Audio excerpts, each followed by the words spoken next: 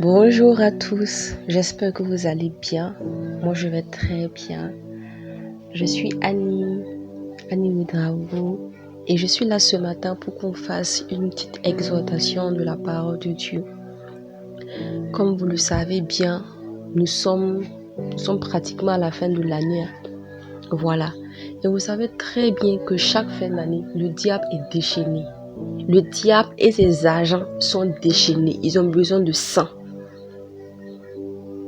De façon récurrente, chaque fin d'année, il y a des accidents, le sang coule, des maladies, des gens qui meurent brusquement, des coups de maladie, des accidents. Satan, ses démons et leurs agents sorciers et tout, chaque année, veulent du sang. Chaque année, à la fin de l'année, ils font beaucoup de dégâts. Mais nous, en tant que chrétiens, nous, en tant qu'enfants de Dieu, comment est-ce que nous pouvons activer la protection de Dieu dans nos vies? Il est vrai que nous sommes des enfants de Dieu, nés de nouveau, rachetés par le sang de Jésus-Christ. Mais il faut activer la protection de Dieu sur ta vie. Et l'une des armes que Dieu nous a données, c'est le puissant sang de Jésus-Christ. Nous allons lire dans le livre de Apocalypse 12, verset 11. Il est écrit, ils l'ont vaincu à cause du sang de l'agneau et à cause de la parole de leur témoignage. Donc ici, on dit que nous avons vaincu qui? Satan, à cause du sang de l'agneau, du sang de Jésus-Christ qui était versé à la croix du Calvaire et à cause de la parole. Le sang de Jésus est une puissance. Jésus-Christ est mort à la croix du Calvaire. Son sang a coulé.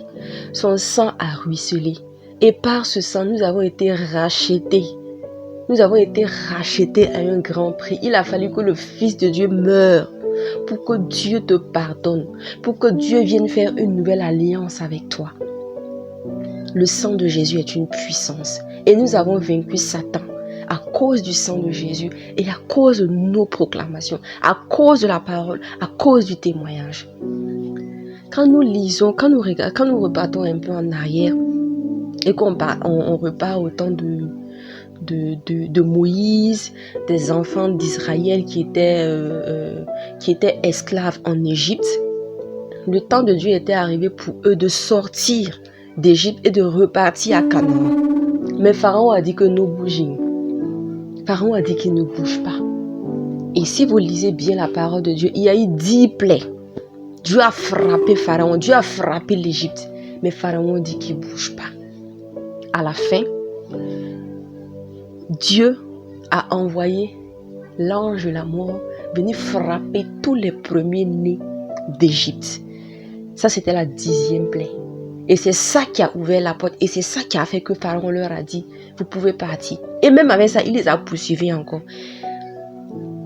Nous allons lire un peu ce passage-là.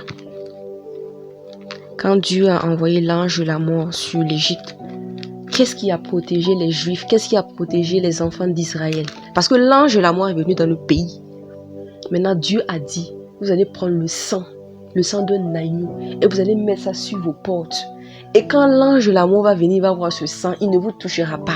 Et la Bible dit que même un chien n'a pas. Quand l'ange de la mort est venu pour frapper l'Égypte, même un chien n'a pas crié dans le camp des Israélites. Tout ça à cause du sang. Mais ce n'était que le sang d'un animal. Je vais lire la partie. Excusez-moi, Exode 12. Voilà. Exode 12. L'Éternel dit à Moïse et à Aaron dans le pays d'Égypte, ce mois-ci sera pour vous le premier des mois. Il sera pour vous le premier des mois de l'année. Parlez à toute l'assemblée d'Israël et dites, le 10e jour de ce mois, on prendra un agneau pour chaque famille, un agneau pour chaque maison. Si la maison est trop peu nombreuse pour un agneau, on le prendra avec son plus proche voisin. Selon le nombre des personnes, vous compterez pour cet agneau d'après ce que chacun peut manger. Ce sera un agneau sans défaut, mâle, âgé d'1 an. Vous pourrez prendre un agneau ou un chèvreau. Vous le garderez jusqu'au 14e jour de ce mois, et toute l'assemblée d'Israël l'immolera entre les 2 soirs. On prendra de son sang et on le mettra sur les 2 poteaux et sur le linteau de la porte des maisons où vous le mangerez. Où on le mangera, excusez-moi. Cette même nuit, on en mangera la chair rôtie au feu. On la mangera avec des pains sans levain et des herbes amères. Vous ne le mangerez point à demi cuit et bouilli dans l'eau, mais il sera rôti au feu avec la tête, les jambes et l'intérieur. Vous n'en laisserez rien jusqu'au matin. Et s'il en reste quelque chose le matin, vous le brûlerez au feu. Quand vous le mangerez, vous aurez vos reins sains, vos souliers aux pieds et votre bâton à la main.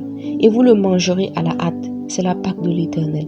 Cette nuit, écoutez bien, je passerai dans le pays d'Égypte et je frapperai tous les premiers-nés du pays d'Égypte, depuis les hommes jusqu'aux animaux. Et j'exercerai des jugements contre tous les dieux de l'Égypte. Je suis l'Éternel. Le sang vous servira de signe sur les maisons où vous serez. Je verrai le sang et je passerai par-dessus vous. Et il n'y aura point de plaie qui vous détruise quand je frapperai le pays d'Égypte. Voilà ce que l'Éternel dit. Il dit qu'à cause du sang de l'agneau que vous avez mis sur vos linteaux, sur vos poteaux, l'ange de la mort ne pourra pas vous frapper. Et ce agneau représente Christ, parce que Christ est l'agneau de Dieu immolé à la croix, son sang a coulé. Ma soeur, mon frère, ne t'amuse pas avec le sang de Jésus. Quand tu sors, mets le sang de Jésus sur toi. Et quand on va dans le livre de Hébreux 9, on se rend compte qu'avant là, pour purifier le peuple, les ustensiles et tout, c'était le sang des boucs et des taureaux qu'on prenait. On prend l'hysope, on met dans le sang et puis on asperge. Ça là, ça purifiait tout simplement. Mais à combien plus forte raison, le sang de Jésus-Christ ne vous protégera pas des attaques de l'ennemi, des pièges de l'ennemi. À combien plus forte raison. Donc je voulais juste vous exhorter en cette fin d'année d'appliquer le précieux sang de Jésus-Christ sur vous. Chaque matin, mettez le sang de Jésus sur vous, vos enfants, vos maisons, vos moyens de déplacement, même les routes que vous prenez là, mettez le sang de Jésus là-bas. La nuit quand vous venez, mettez le sang de Jésus-Christ. Et moi par exemple, j'aime le psaume 91 est un psaume puissant. Un son puissant de protection. Moi, il faut quand vous le proclamez sur votre vie, parce que quand vous regardez dans l'Ancien Testament, on prenait l'hysope, on met dans le sang et puis on asperge. Aujourd'hui, l'hysope, c'est ta bouche. L'hysope, c'est ma bouche. Je m'arrête, je dis, je suis dans le sang de Jésus. J'asperge le sang de Jésus sur moi. 1000 tombent à mon côté, 10 000 à ma droite. Je ne serai jamais à tête. Moi, j'aime le psaume 91, c'est un psaume puissant et il faut le personnaliser, il faut le proclamer sur sa vie. Voilà, il est dit, celui qui demeure sous l'abri du Très-Haut repose à l'homme du Tout-Puissant. Je suis sous la protection du sang de Jésus. Je demeure alors sous l'abri du Très-Haut. Je repose à l'homme du Tout-Puissant. Le Tout-Puissant, c'est le Saint-Esprit. Je dis à l'Éternel, tu es mon refuge. L'Éternel est mon refuge, ma forteresse, le Dieu en qui je me suis confié. Il me délivre du filet de l'oiseau, de la peste et de ses ravages. Il me couvre de ses plumes et je trouve un refuge sous ses ailes. Sa fidélité est un bouclier et une cuirasse, etc.